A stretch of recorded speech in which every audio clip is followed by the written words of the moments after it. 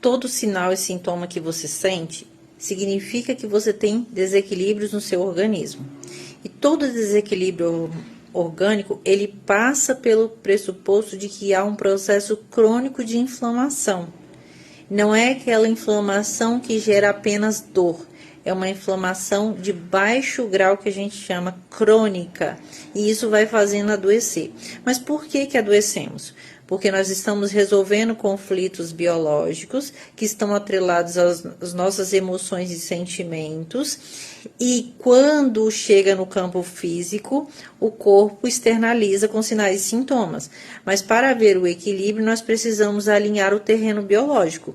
E ao alinhar o terreno biológico, é onde a gente começa a tratar a raiz e a causa que leva o adoecimento.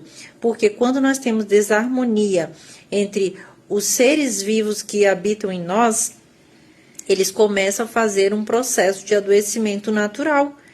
Então, as nossas células, elas precisam de equilíbrio, do mesmo modo que o equilíbrio tem que haver nesses outros seres vivos, que são os parasitas. Então, vermes, fungos, vírus e más bactérias. Se não houver simbiose e harmonia, não tiver uma boa nutrição, o corpo bem nutrido, tudo que você fizer pode até parecer que está melhorando, mas chega um determinado momento, quando você para aquela conduta ou aquilo que você está fazendo, tudo retrocede.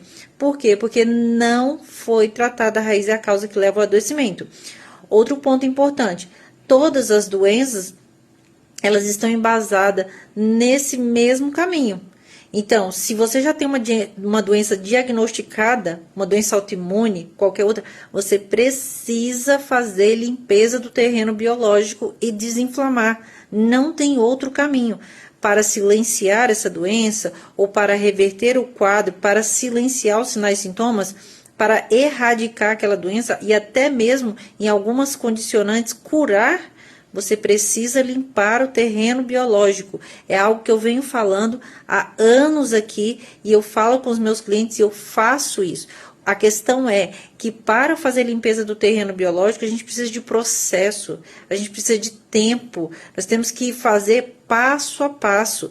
Então, primeiro é bagunçar mesmo o organismo, porque quando você mexe nessas estruturas, você vai gerar o quê? Toxinas vão ser liberadas, é o que a gente chama de exoneração, eliminação, são reações adversas causadas por essa limpeza, mas quando ela acontece e depois que passa esse processo de eliminação, aí a saúde é realmente resgatada.